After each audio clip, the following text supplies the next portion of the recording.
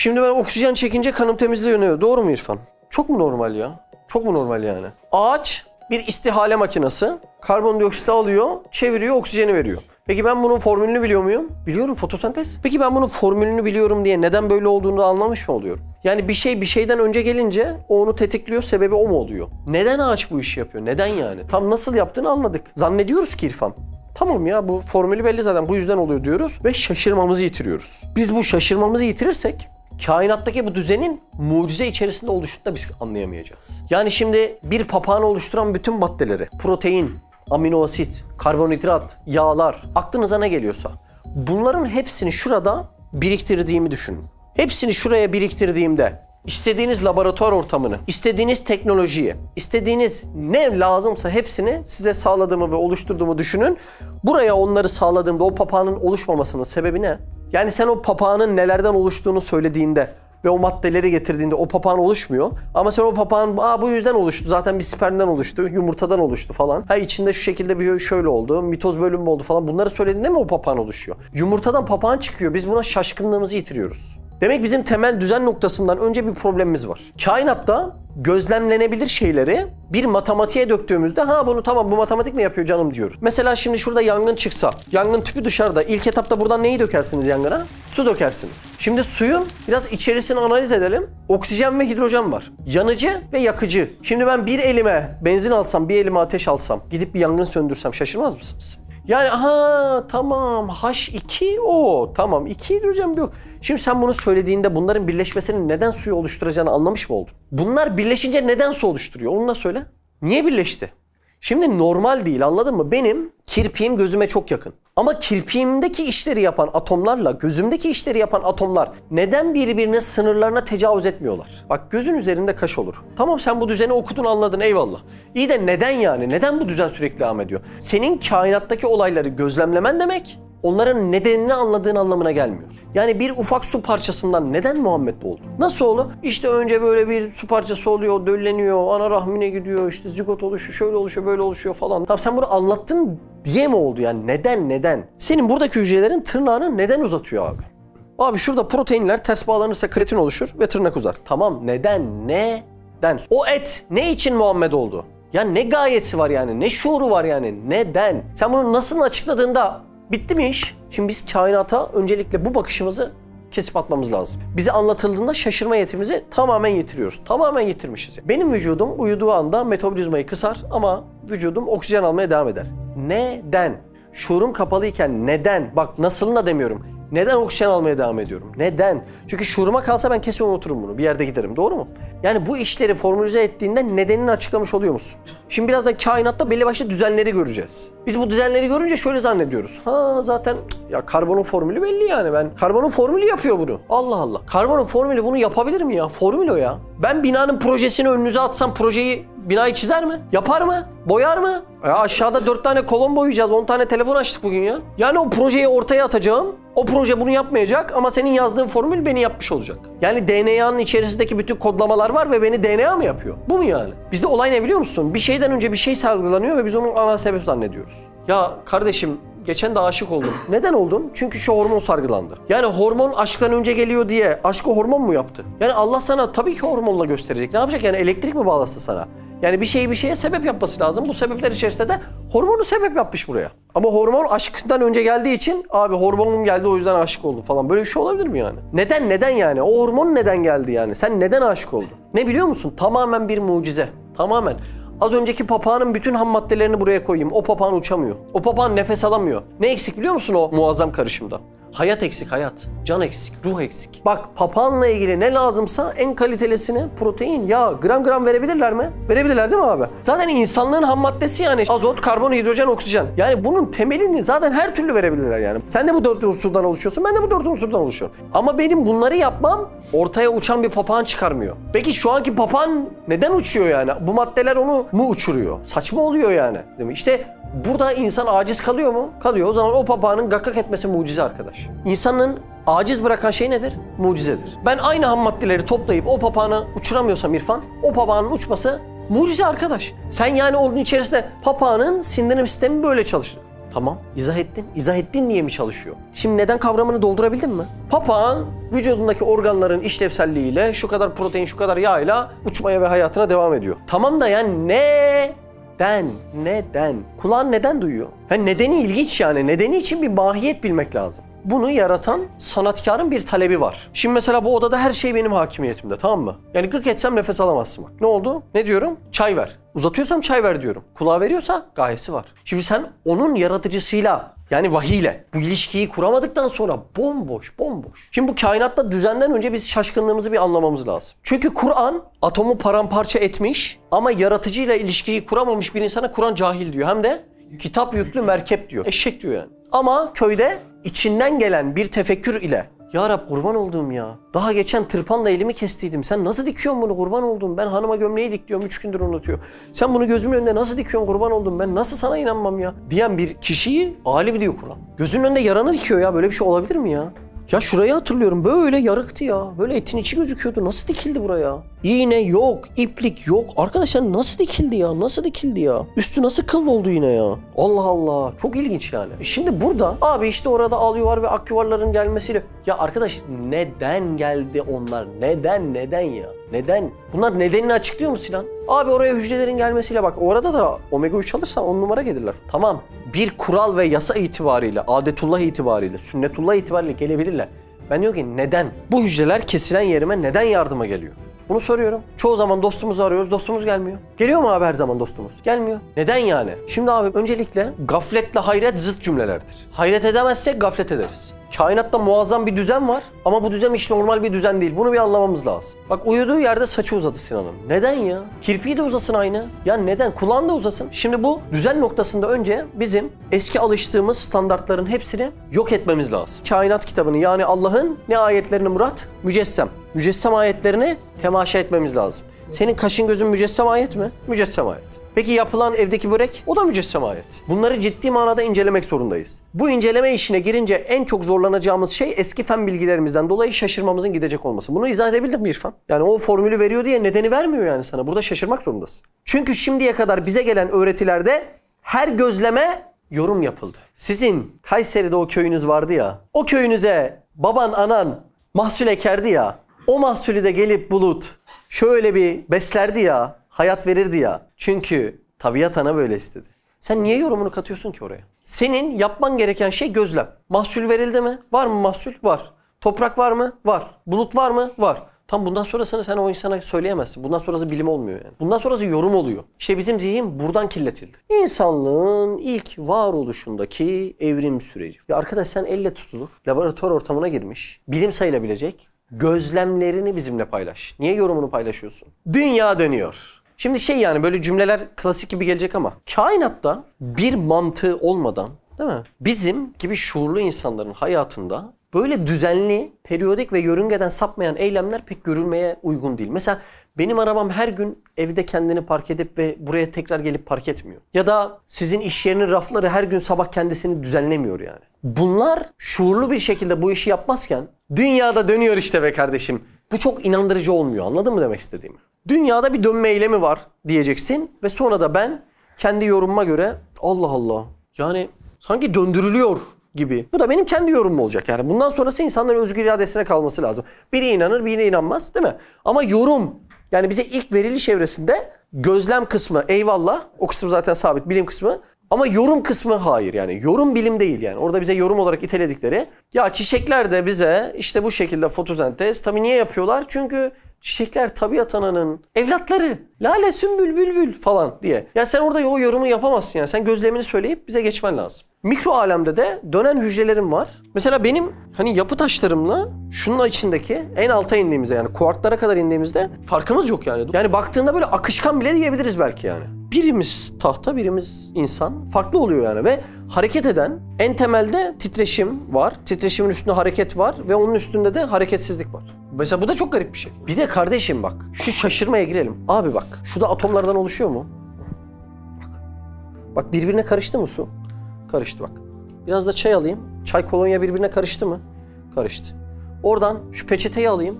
Bak peçete de bir nebze fiziksel olarak birbirine karıştı mı? Karıştı bunların hepsi. Tamam. Başka sıvılar alsam, kahve alsam. Abi bak bir şey soracağım sana. Uzatsana elini. Bak şu an atomlarımız niye karışmıyor arkadaş? Tabii az önce atomlar karışmadı. Sadece akla yaklaştırmak için insan zihni nispi çalışıyor. Bir şeyle bir şeyi benzetiyor. Ben diyorum ki yani normalde işte sıvı yani bir şeyle karışmasa da bu niye katı ve bu niye karışmıyor yani? O da aynı atomlardan oluşuyor. Bu da aynı atomlardan oluşuyor. Yani hani normal böyle düz mantık gidelim biraz. Hani şu esnada benim elimin senin elinin içinden geçmesi, onun buradan geçmesi falan filmlerdeki gibi kurgu olmasa arkadaş niye karışmıyor bu atomlar birbirine? Neden? Bak nedenine cevap yok işte. Buradaki atom oradakiyle denge halinde iç içe dönüyorlar falan. Bir yapı oluşturuyorlar. Organlar oluşuyor. Şöyle böyle doku oluşuyor, organ oluşuyor. Arkadaş sürekli hareket halinde, daha alt partiküle indiğinde, titreşim halinde, kuarklara kadar indiğinde, belki daha alta indiğinde, esire kadar indiğinde dalga, ışıma halinde. Neden yani? En sona indiğinde dalgasal bir yapı var değil mi abi? Işık dalga ya. Onun. Neden karışmıyor birbirine ya? Abi bak saçın ensene değiyor. Niye birbirine karışmıyorlar? Şimdi biz buralarda komple şaşırmalarımızı yitirmişiz. Bunların hepsi adalet ismi tecellisi. Ana konudan da sapmayalım. Bu ağacın oksijen üretim şemasını ortaya koymak, o ağacın neden sana bu oksijeni verdiği sorusunu cevaplamaz. Bize formül öğretildi. Biz de formül yapıyoruz zannettik. Şaşırmamızı kaybettik. Fatih abi şaşırınca neyini kaybedersin? Her gün cebinde 1 milyar buluyorsun. Bugün yine geldin cebinden çıkardın 1 milyar. Ben de diyorum ki kardeş Allah aşkına bir sorsana yani kim koydu diye. Ben koydum onları. Ben ne yaparsın bana karşı? Teveccüh edersin. Şaşırmamızı kaybettiğimizde Allah'a teveccühümüzü yitiriyoruz. Bak en büyük problem burada. Formül yazıldı mı formül yapıyor zannediyoruz. Hayretimiz, şaşırmamız gidiyor. Şaşırmamız gidince ben şükrümü, teşekkürümü kaybediyorum ya koyunca bak en büyük problem burada. Bu yüzden bir insan kainata baksa, vakalara şaşırsa, şaşırdıktan sonra gafleti kırılsa, hayret etse, ya Rabbi ben bunun karşılığını sana nasıl vereceğim dese otomatik namaz doğar. İşte iman ve namazın ilişkisi tam böyledir. Bir adam namazı çok kıldığında, yani doğrusu olarak anlatıyorum yoksa tabii ki namaz imana faydası olur. Bir adam bol bol namaz kılınca böyle imanım artar. Asıl matematiği bu değildir. İmanın artınca namaz otomatik doğar zaten. Asıl matematiği budur. Çünkü kainatı müşahede ediyorsun. Allah'ın mücessem ayetlerine bakıyorsun. Ve diyorsun ki Allah Allah ya bu gerçekten hayret edilecek durumlar ya. Ben çok şaşkın bir durumdayım yani. Hayret ediyorum ve sana teşekkür ediyorum ya Rabbim diyorsun. İftitah tekbirini getiriyorsun ondan sonra. Mesele bu. Şaşıramıyoruz ve bunun içinde gafletimizin bir temel sebebi de böyle verilen bir denklem. Tamam canım verildiyse bu bunu yapmıştır dememiz oluyor. Düzen.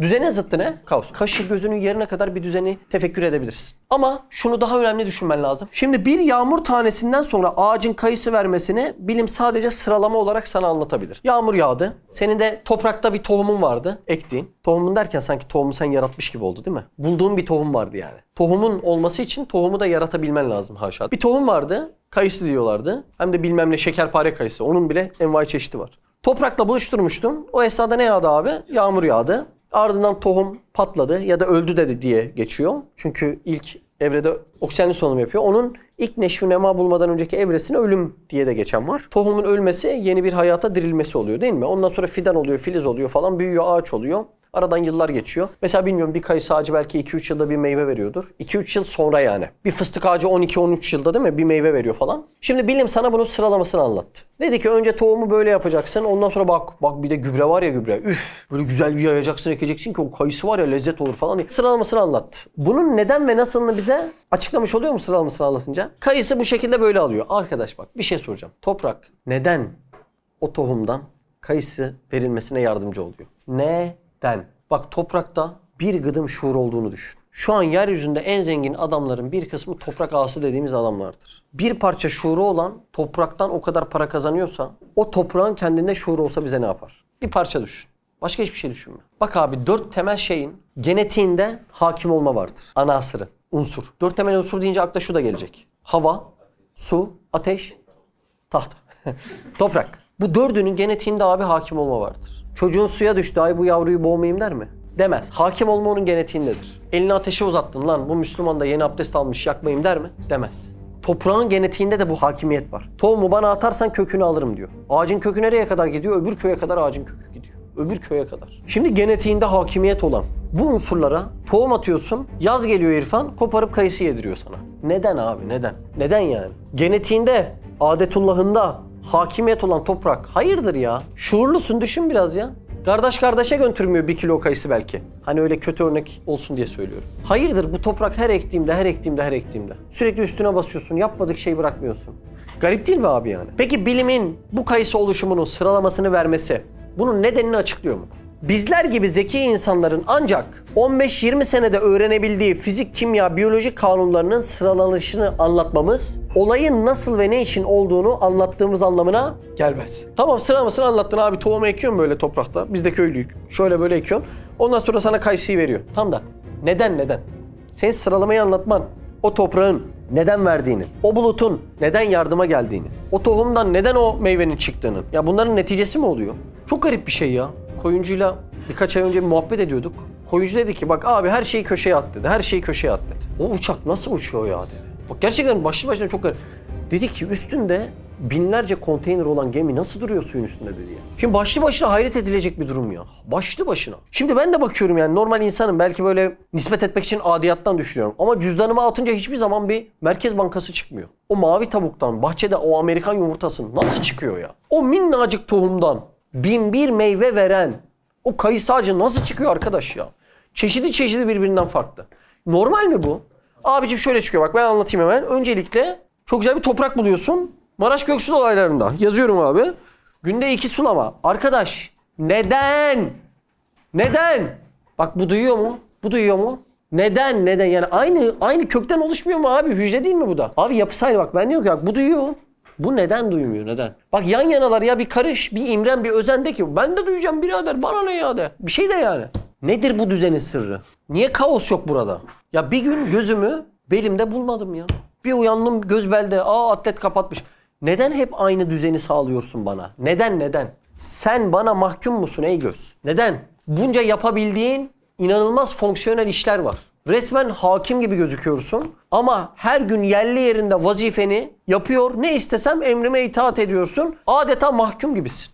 Hakimiyet varken bu kadar mahkumluk normal mi? Değil mi abi? Nedir bu ya? Ne yani? Kim tecelli ediyor sana? Kim emir veriyor sana ya? Göz görüyor. Allah Allah ya aynı hücrelerden oluşuyor yani. Şurası da yani. Neden burası görmüyor burası görüyor yani? Bu kadar basit mi bunu anlatmak ya? İşte buradan ışık geliyor.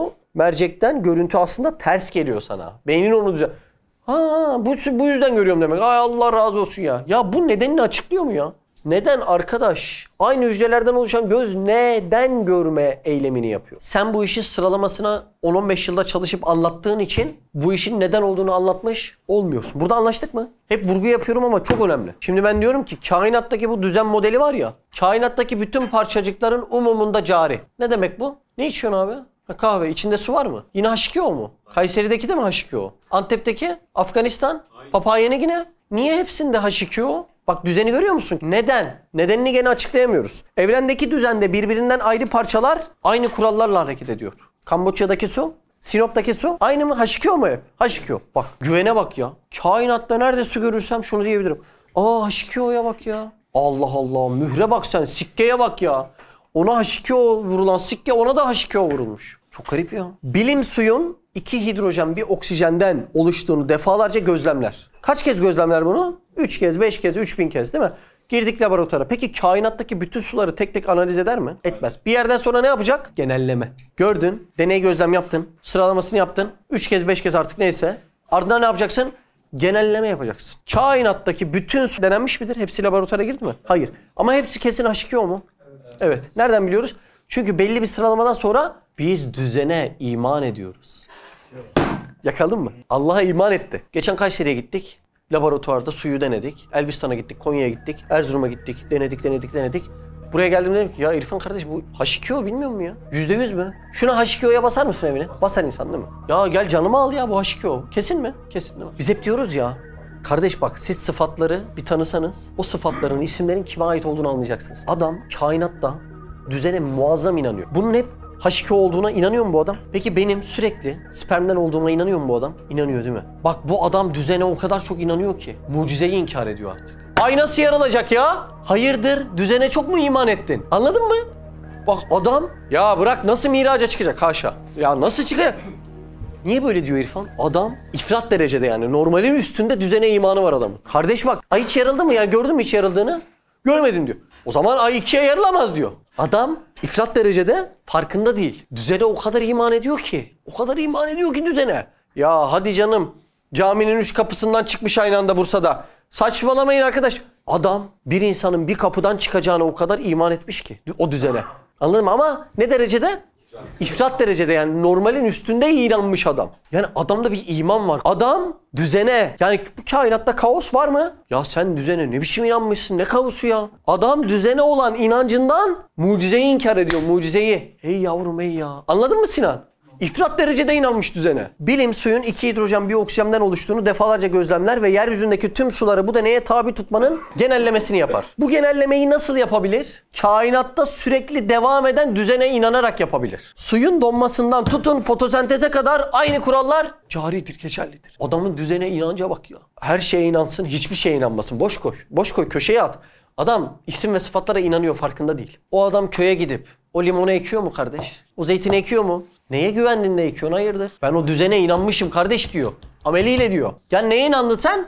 İsmi adına inandı. Birbirinden bağımsız ve habersiz sayısız parçacık. Kaç tane su molekülü var şu an dünyada? Bilemeyiz değil mi abi? Yani sayılamayacak su molekülü var. Birbirinden bağımsız ve habersiz sayısız parçacık. Nasıl ve neden aynı kurallara uyuyor? Bunu öyle kabul mü ettik? Ama sen bunu öyle kabul ettiğinde bu dogmatik olmaz mı? Bak kardeşim, bir adam bunu böyle kabul ettiğinde bunun adına inanç denir. Anladın mı? Bu bir inanç çeşididir. Ay siz inanıyor musunuz yani, dogmatik değil mi falan? Yani ben asla böyle sebep sonuçsuz inandığımızı düşünmüyorum. Hep sebep müsebbep bağlantılı inandığımızı düşünüyorum. Adamınki o da değil. 2 hidrojenin var mı kardeş? Bir oksijen var mı baba? Getir bir suyu kıralım şuraya falan. Neden? Yani sen bunun nedenini biliyor musun? Neden? Peki soralım yani. Sen böyle üstünkörü inanıyorsun ya. Sürekli bunlar birleşince nedenini bilmeden oluşacağını. Bu dogmatik olmuyor mu o zaman? Soralım yani biz de. Nefsimize soralım yani. Fosillerin bile kaç yıllık olduğunun hesabı elementlerin her birinin belli kurallarla hareket ettiği ön kabulüne dayanır. Fosil neyle hesaplanıyor abi? Ne testi? Allah'ınıza kurban. Peki Topkapı'daki Hazreti Osman döneminden gelen Kur'an'ın o dönemden geldiğine %100 emin miyiz? Evet. Ne testiyle? Karbon 14 testiyle. Şimdi şunu yazsana. C yaz. Üstüne 14, altına 6 yaz. N yaz. Üstüne 14, altına 7 yaz. 6'a in. C yaz, altına 6 yaz. Ok çıkar. Beta eksi 1 artı azot 7. Şimdi bu ne biliyor musun? Karbonun yarılanma ömrünün formülü. Karbon yarılanma ömrüne geçer.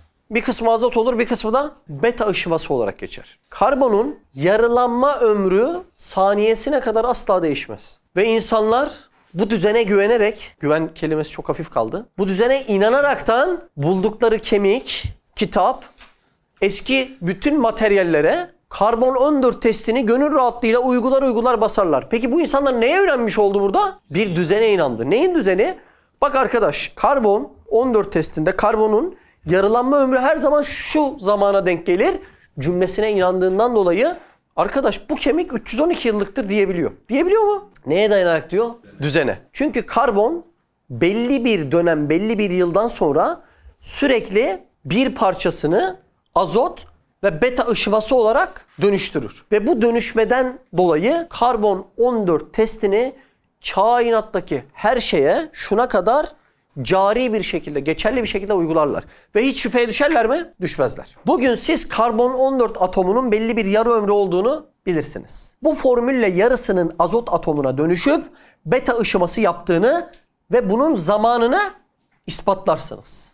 Saniye saniye değil mi? Neyle? Şu formülle. Ve bunun tüm karbon 14 atomları için geçerli olduğunu düşünmeden ne kimya yapabilirsiniz ne de fosil yaşayı hesaplayabilirsiniz. Adamların düzene, inanca bak ya. Bizim Ecmel Veran'ın ayağa takıldığında ben niye yüreğimi hoplayıp ay Ecmel diyorum? Çünkü düşünce bir yerini incitme ihtimali var ve bu düzen hep böyle gider. Mesela Ecmel düşünce hiç yere altın sıçradığı olur mu? Olamaz. Düşer düşmez 2 kat boyunun arttığı olur mu? Olamaz. Eğer bu düzen olmasaydı çocuğa bir gün yanağından makas alırken ölebilirdi. Çünkü düzen yok yani. Ya da futbol topu gibi karşı apartmana attığında çocuk daha mutlu bir hale gelebilirdi. Öyle değil mi yani? Çok ilginç bir durum. Niye? Düzen olduğundan hayatı sağlıklı bir şekilde garanti ve emniyet altına alabiliyorsun. Hayatında bile geçerli kural, cari kural gene düzen. Şu karbon 14'ten devam ediyorum. Birbirinden ayrı trilyonlarca atom. Karbon atomu kaç tane? Ne trilyonu ya? Biz söyleyemeyiz onu değil mi? Birbirinden ayrı sayısız atom veya foton ışıma. Neden ve nasıl aynı kurallarla hareket edebiliyorlar? Neden Sinan? Karbonun yarılanma ömrü kuralında neden hep aynı hareketi bize sergiliyor? Neden? Yok yani bu nedenince. Neden abi? Yok arkadaş yok yani. Bunu düzen ismine sahip biri mücessem kainatı, karbon 14 neye girdi? Mücessem kainatı komple ismini tecelli ettirdiği hükmünün altında icra edemezsen bunun bir karşılığı yok. Neden ya? O karbon 14 neden arkadaş? Neden? Kendileri bunu yapabilecek özelliklere sahip mi? Sen bunu nasıl anlattın? Aç formülü. Nasıl anlattın? Karbon azota dönüşür ve biraz beta aşaması olarak da yansır. Şimdi bitti mi? Allah aşkına şu gafleti kır ya. Ya bitti mi yani? Sen bunun sıralamasını yazdın, formülünü yazdın. Bu mu yani? Nedeni bu mu yani? Buradaki düzen ve kainatın umumuna cari bu düzen. Yani neredeki karbon atomunu bul, yarılanma ömrü. Allah Allah ya. Subhanallah ya. Kendileri bunu yapabilecek özelliklere sahip mi? Değillerse bu özelliklere sahip. Yani düzene. Yani ismi adına sahip birisini aramamız gerekmez mi? Bir gözlem yaptık ve dedik ki neden böyle oluyor? Buraya kadar gözlemin parçası. Bundan sonrası yorum. Ama benim kendime göre inandığım yorum gözlemden daha kuvvetli, inanılması gereken yorum.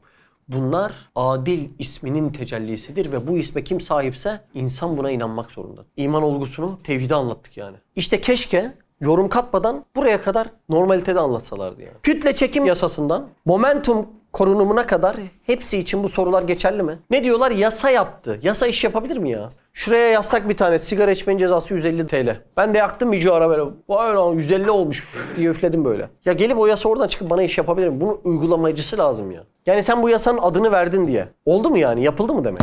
Evrende düzen değil de kaos hakim olsaydı. Kaos, karmaşa, karışıklık, fitne. Fitne de kaostur. Düzenin bozulmaz. Bu formüllerden tek birisi bile oluşturmanız mümkün olmazdı asla. Düzen değil de kaos olsa neden hep bunlar cari olsun ki? Telefonunuzun çalışması bile bu yasalara uyum ile oluyor. Ve tekrardan soruyorum. Neden bu yasalar hep uyumlu gidiyor? Akıl, vahiy ile beslenmeden bu sorulara cevap verilmesinin asla imkanı yok. Madem ki yapan bilir, elbette bilen konuşur. Bunu yapan Allah Azze ve Celle ise konuştuğu lisan Kur'an'dır, kainat kitabıdır, mücessem delilleridir. Bundan başka ikinci bir cevap buyurun. Ömrümüz, vaktimiz, son nefesimiz yettiği kadar arayalım. Bulmak muhal oğlu muhaldir. Neden muhaldir? Çünkü madem yapan bilir, elbette bilen konuşur. Kim yapmışsa o konuşmuş, o açıklamış sebeplerini. Çok güzel değil mi ya? Şimdi geziyoruz bir fabrikada. Koyuncu senin fabrikaya geldik. Senin fabrikada ateşte yandığını düşünelim. Geldik abi senin fabrikada eritme de yapıyoruz. Mesela o saatin saniyeleri bir düzen içinde mi geçiyor abi? Hatta çocukken böyle uykumuzu kaçırdı. Çat, çat, çat. Korku filmlerinin baş karakteri. Çat, çat, çat. Diktokları var onun. Dong, dong, dong, dong. Böyle bir düzen var yani bunda. Şimdi koyuncunun fabrikaya gittik. Dedik ki ya koyuncu ya. Bir güveç yap artık bize ya. Tam böyle dışarıdan bir bakıyorum. Allah Allah. Fabrikada yine yakmış bir şeyleri. Demiri eritiyor. Nasıl ama bacadan duman çıkıyor senin fabrikadan böyle. Pafur küfür, pafur küfür. O dumanların seyrini temaşa ettiğinizde Sinan, periyodik bir düzen görebiliyor musunuz? Yani dumanın seyrinde bir düzen var mıdır? Dumanın seyrinde bizim tespit edemediğimiz efsanevi bir düzen vardır. Şimdi sen genelde tek parametreye bağlı düzenleri anlayabiliyorsun. Saat, tık, tık, tık, tık, tık. Ama o dumanın hareketi var ya, bacadan çıkış hareketi. Yer çekimine, rüzgara, momentuma, hıza ve envai çeşit yasalara bağlı ya. Birisi bu ilimlerin hepsine milimetrik bir şekilde hakim olsa o rüzgarın bir saniye sonra hangi hareketini yapacağına kadar bilir. Yani senin görselde kaotik gördüğün fabrikanın bacasından çıkan duman mükemmel bir şekilde yasalara uyumlu bir şekilde düzen içerisindedir. Sadece bizim ilmimiz onun bir sonraki hareketini tahmin etmeye yetmiyor. Şimdi şurada bildiğim bir damlama sistemi yaptık. Şurada da toprağım var. Yaptım damlama, saniyede bir damlama. Tık tık. Bu düzenli bir şekilde gidiyor mu? Gidiyor. Zahirde güzel. Peki dışarıda yağmur yağıyor. Çıktık seninle bahçeye. Yağmurun damlaları da düzenli mi geliyor? Mesela bir saniye sonra hangi yağmur tanesinin ne yapacağını bilebilir misin? Ben işte diyorum ki bilebiliriz ama biz bilemiyoruz. Çünkü yağmur tanesinin tamamı belli başlı yasalara göre gidiyor yine. Ve o yasalar içerisinde bir saniye sonrasının ne olacağı bilinen bir düzen içinde gidiyor. Sadece biz bu ilme hakim olmadığımızdan onu kaotik görüyoruz. Ama senin kaotik ve karmaşık gördüğün yağmur taneleri, kaotik ve karmaşık gördüğün sakalının uzama miktarı, kaotik ve karmaşık gördüğün senin fabrika bacasındaki dumanın hareketleri mükemmel bir düzen içerisinde gidiyor. Mükemmel! Ama biz o yasaların umumuna hakim olmadığımızdan bir saniye sonraki hamlelerini biz bilemiyoruz. Saatte biliyorsun. Saniyede böyle olacak. Tık tık tık tık Onu bile gözümüzü kapatıp içimizden saydığımızda sesi dinlemeyip bir bakarız böyle 1 dakika diye saymışız meğer 55 saniye olmuş. Onda bile karıştırdığımız olur. Ama mükemmel bir düzen içerisinde gider. Kainatta düzensizlik, kaotik diye gördüğün fabrika bacasının dumanı, yağmurun yağışı, senin saçının sakalın uzaması ne görüyorsanız bunların hepsi kainattaki umum yasalar içerisinde gerçekleştiğinden dolayı bunların tamamı bir düzen içinde gerçekleşir. Dumanın havada dağılışını gözümüzde bir nizama bağlayamaz. Bu yüzden bize kaotik görülebilir. Veya bir şelaledeki suyun akışı. O da düzen mi, kaotik mi? Düzen ama biz anlayamıyoruz. Ne kadar kaotik de görünse olaylardaki tüm moleküller yine tüm fizik kurallarına bağlı hareket ediyor. Enerji momentum korunumu, kütle çekimi, eylemsizlik, ısı sıcaklık, basınç. Mülk suresinde diyor ki 4. ayet. Ayete bak ya. Bir aksaklık bulmak için gözünü tekrar tekrar çevir bak. Ama göz umduğunu bulamayıp bitkin ve yorgun düşer. Bir aksaklık bulmak için gözünü tekrar tekrar çevir bak. Ama göz umduğunu bulamayıp bitkin ve yorgun düşer. Yani o düzen, ismi adının tecelli etmediği hiçbir hareket tarzı yok Sinan. İman etmekten başka çaren yok diyor. Yok. Bak sana ne diyorum, adamlar öyle iman ediyor ki mucizeye inanmıyor. Bakmayın ateistlerin evrende düzen yok dediğine. Onlar bir düzene o kadar çok inanırlar ki mucize bile o düzenin dışında gelir ve inkar ederler. Tabii bunun altında o kuralları ilahlaştırmak yatar. Zannediyorlar ki yasa iş yapıyor. Bir insanın bile uzun zaman birlikte çalışarak ortaya koyduğu kaligrafileri, geometrileri ilim, irade, kudret, hayat olmadan ortaya koyamazlar. Tornacıların yaptığı makine. Hayat kaotik olsaydı hayat olur muydu? İmkanı yok. Bir oksijen çekiyorsun, bir çekemiyorsun. Yemek yiyorsun, bir besin oluyor, bir olmuyor. Silah sıkıyorsun, bir atıyor, bir atmıyor. Çünkü o yasalara göre geçerliliği var. Bir atıyorsun, bir atmıyor. Bir cebindeyken patlıyor. Kurşun lineer gitmiyor da yamuk gidiyor, dönüyor sana geliyor mesela. Su bir kaldırıyor, bir kaldırmıyor. Demek bu özelliklere sahip bir zatın oluşu, bu düzen yasalarını sağlayıcı bir zatın oluşu vacip oldu. Vacip, zorunlu. Bu eylemler var mı? Var. Bu eylemleri sağlayan birisinin olması şart. %100 şart. Bak tevhid dersi. La ilahe illallah deyince tevhid olmuyor işte. Anladın mı? Sen onu zikrediyorsun. Peki onu dediğinde ne oldu? İmanın mı? Efsane noktalara mı geldi? Yani inanmayan biri de o cümleyi dediğinde inanır mı oluyor? İçini doldurman lazım işte. İçini doldurmak zorundasın. Yani. Tahkik etmek zorundasın. Kainattaki geçerliliğini temaşa etmek zorundasın. Haşa boşa mı yarattı bu kainatı, bunca düzeni? Demek bu özelliklere sahip bir zatın oluşu zorunlu, vacip oldu. İşte buna varlığı, vücudu olması zorunlu. Yani vacibil vücut diyeceğiz. Doğada bir olay gözlemlenir. Mesela Newton'un kafasına düşen bir elma. Sonra bu olay formülize edilip bir isim takılır. Sonra da isim taktığım yasa bu işi yapıyor denilir. Yasa olayın hangi şartlarda gerçekleştiğini bize tanıtır. Ama o yasa o işi yapmaz. Az önce bir örnek verdik sigarayla ilgili. Bir deveyi inceliyor ve hayret ediyorsun. Tam yaşayacağı çöl ortamına göre nasıl dizayn edilmiş Allahu Ekber deyip çıkacaksın. Tam o esnada biri diyor ki ya şaşırmana gerek yok ya. Bunların hepsini yapan DNA diyor. Yapan. Tam deveyi şaşıracaksın, diyeceksin ki Allah Allah ya bak kirpikleri o kum fırtınalarına, ayakları o kuma batmamaya göre değil mi toynakları? Allah Allah dizlerinin üzerinde nasır var işte kuma uzanıyor yakmasın diye. Hörgüce bak ya Allah Allah kaç haftalık suyu tutuyor falan. Yani öyle bir ağız var ki diken yemeye uygun. Şuradan ikiye ayrılmış ağız var yani. 4 tane kodlama şöyle oluyor, deve oluyor, şöyle oluyor, Hüseyin oluyor. Ve buna şaşırmayacağım yani. Neden?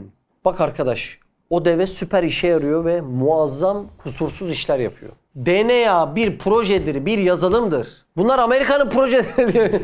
DNA bir projedir, bir yazılımdır. Ben bu binanın projesini attığımda binayı yapıyor mu ya? DNA projesini atınca nasıl DNA iş yapar ya? Senfoninin orkestrası, orkestra şefi o senfoniyi çalıyor mu demek yani şimdi? Sen bunu böyle üflemeliler, çalgılar falan. Ya olayı bilmeyen der ki lan bu deli ne yapıyor der ya. Hepsi bir şey çalıyor. Bu deli ne yapıyor der ya. Almış eline bizim köydeki Kör Mahmut gibi sopayı. Ne yapıyor bu deli der ya. O deli dediğin yönetimi yapıyor. DNA kod ya proje ya. Bizden hayretimizi aldılar hayretimizi. Deveyi tam şaşıracağım abi. Görmüşüm çocukken. Yani bunu ben görmedim hani hayali olarak anlatıyorum. Tam çocukken görüyorsun deveyi, ceylanı, akrebi vesaire. Diyeceğim Allah Allah ya bu ne muazzam. Ya akrebi bir anlatayım var ya. En ağır radyoaktif zehirlenmelerinde akrebin zehri kullanılıyor ve 1 kilosuna verdikleri rakama aklın çıkar ya. Akrebin nofrosu at. 3 gün sonra geri çıkar, geri yaşıyor bu akrep ya. Dış zırh sistemi tank sistemiyle eşdeğer çalışıyor ya. Ya şimdi böyle bir yaratığın bu muazzam sistemlerine tam şaşıracağım. Biri diyor ki ben DNA ya. Tam böyle devenin çöl ortamındaki durumuna şaşırıp Allahu Ekber. Bu deveyi bu hale anca çok büyük bir zat getirebilir. Çok büyük ama. O kadar büyük ki Hücrenin içerisine bile hakim olacak. Diyeceğin anda birisi çıkıp nasıl olacak ya bunlar işte DNA diyor. Mesela birisi hayale geliyor ve güzel sanatlara inanmıyor. Buranın mimarı kim diye soruyor. Kim ya? Bu kadar efsane sanatlar. İnanılır gibi değil yani. Birisi çıkıp geliyor ve ne mimarı canım? Size ben bunun projesini göstereyim. Bakın bu binayı kağıt yaptı diye atıyor önüne. Az önce konuştuk. Buna bu adam inanır mı? Bu proje kağıtı bu binayı yapabilir mi? Proje bu binayı yapamazsa DNA Mehmet'i nasıl yapabiliyor? Projeyi çizen ilim nerede? Uygulayacak kudret nerede? Yapmayı tercih edecek irade nerede? Ya hayat nerede? Vücudun temel taşları bile ölü haldeyken bu sıfatlara sahip bir şeyi vücudunda göremiyoruz. Benim temel taşlarımda bile yok hayat. Cansız atomlardan canlı Mehmet. Çok garip gerçekten. Proje burayı yapamaz. Projeyle burası yapılır. Yasa elmayı düşüremez. Yasa ile elma düşürülür. DNA Geo'yu yapamaz. DNA ile Geo yapılır. Neden günlük 300 bin doğumun her biri olması gerektiği gibi? Gözler hep yerinde, burun hep yerinde. Neden kalsiyum sürekli dişe geliyor, fosfor hep göze geliyor? Neden zıttı olmuyor? Tam zıttı olsa mesela kalsiyum dişe değil de göze gelse taş gibi gözüm olur. Fosfor göze değil de dişe gelse pamuk şekeri gibi bir daha tantuni yemeyeceğim bir dişim olur. Neden hep bu düzene uyuluyor? Niye bunlar hep cari? Demek düzen varsa düzenleyici var. İsmi adıl. Cansızlarda doğa yasaları denilen kabulleri canlılarda da DNA olarak sunmak ne garip. Cansızlarda ne diyorlar? Doğa yasaları ya. Düştü, çekti, itti vesaire. Hiç şaşıracak bir şey yok. Canlılarda ne diye suyu? DNA ya bu kodu var içinde. İşte oradan yapılıyor falan. Şu kodu yazsana bir sen de. Kayısı ağacından ejderha çıksın. Meyveyi bir açıyorum. Doğa yasaları denildiğin şeylerin bir harici vücudu yoktur. Kendi vücudu olmayan bir şey vücudu olan bir şeyi nasıl ortaya çıkaracak? Sürekli böyle oluyor diye tesiri bunlara vermek zulümdür. Tohumu atıyorum sürekli kayısıyı veriyor bana. Her yıl ya. Her yıl ben burada 2 ton limon çekerim. Şuna var ya şu gübreyi atacağım bir karpuz çıkıyor. Gübreden o lezzet çıkar mı ya? Ey akılsız. Şu an beni hoparlörden dinlemeniz ses sahibini hoparlör yapmadığı gibi tohumu toprağa attığınızda meyve almanız meyve sahibini de toprak yapmaz. Hayatın her anında hayret edilecek ve her birinde sanatkarını delil olabilecek bunca olay varken yasalar bu süreci yönetiyor demek bu işi örtmektir. Örtbas etmektir. Burada Rabbini tanısan marifetullah. Tanıdıktan sonra hayret edersin. Sonra da inancın artar, secde edersin. Yani ben böyle bir sisteme gidecekken tam şaşıracağım İrfan, hayretim artacak. Ya kim bunun sahibi diyeceğim. Ona inancım artacak, şükre gideceğim. İnsanların temel problemi nasıl bir Allah'a inandığını bilmiyor ve o Allah'ın birkaç yıl sonra veya birkaç 10 yıl sonra nelere muktedir olduğunu, neleri yaratabileceğini bilmiyor.